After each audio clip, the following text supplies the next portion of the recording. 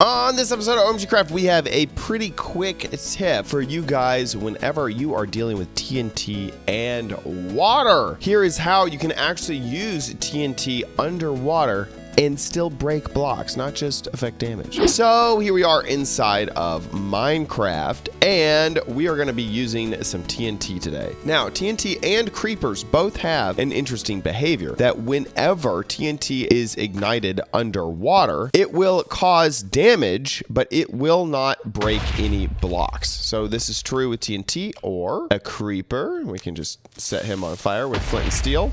So it doesn't actually cause damage to blocks. Now, if I was in survival, I would take damage. So this damages players, it damages mobs, but it does not damage the actual blocks around you. This is one of the ways, this is the way really, that TNT cannons can work, is they use a water source, a water flow, in order to make sure that whenever the TNT goes off, that it is sitting inside of water and therefore will not destroy the cannon itself when it is exploding. But let's say that you would actually like TNT to go off and have it actually destroy the blocks around whatever you are working with, and you want it to be underwater as well. This could be a nice effective way to clear out a big area that you are working with. Well, this little tip will do just that. So first, go ahead and throw down your TNT, then take a gravity affecting block and put it on top of that TNT, and then go ahead and activate that TNT. That gravity affecting block will fall into the TNT, and then the TNT will consider itself outside of water. It'll think that it is no longer being affected by water, and therefore it will explode like normal. And this will work really all over. Whoops, I need to actually put that on an edge where it can explode. And so you can see down here, as long as most of that TNT is inside of that solid block, it'll work. One of the things I love about this tip is here I am in the Bedrock edition of the game, and this will still work. So we're here underwater. We have some TNT. We're going to go ahead and throw a gravity affecting block on top of it. Activate this TNT. Wait a second. You do need to make sure that you use some type of redstone, which will actually turn on the TNT, because that is different in Bedrock. There we go. Turned on that lever.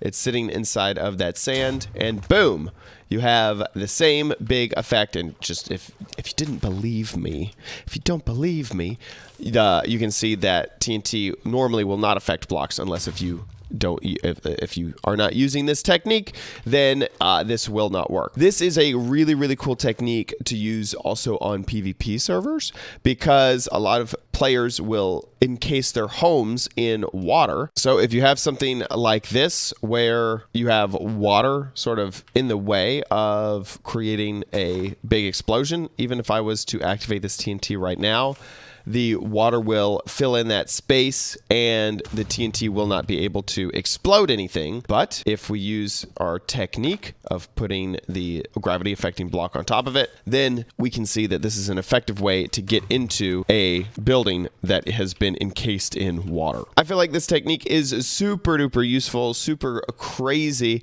and really interesting. It kind of breaks all the rules of Minecraft. While we're still over here in Bedrock, let me show you a little Easter egg trick, subtle change that's in Bedrock. This is underwater TNT, and just as its name suggests, it will actually work underwater, and it'll actually blow up blocks just like our technique does. It even blows up other TNT, which is interesting. Normal TNT, if you set it off, I'm not even sure if it'll set off that TNT over there, will it? Boom. Yeah, no, see, it doesn't. But underwater TNT, that is, it will act just like normal TNT, that it will set off the other TNT next to it. How do we get this ridiculous, weird underwater thing? And this is not modified Minecraft or anything like that.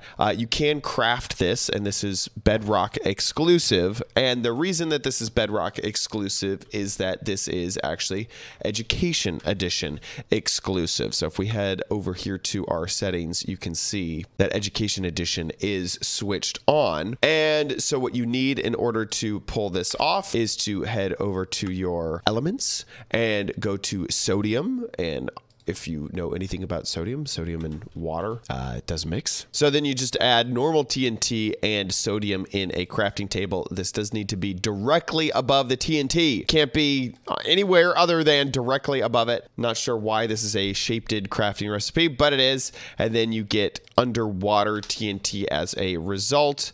And then whoops, I'm trying to put it down. This is what it looks like. Kind of a very interesting texture. There is no TNT, doesn't say TNT on it. What happens if we set underwater TNT off above water?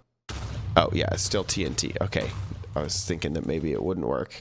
I guess it still works. But this has the exact same effect that we were going for before, which is that underwater TNT will create destruction of blocks where normal TNT will not. Water does not affect the destruction that underwater TNT achieves, which is pretty darn cool. And that's really it for this video. I mentioned there was going to be a short tip, and it is. Thanks so much for watching this episode of OMG Craft. If you enjoyed it, please give this video a big old thumbs up. Also, make sure you subscribe for future videos, tips, tricks, tutorials, and spotlights here on OMG Craft. And I'll see you in the next one. Bye.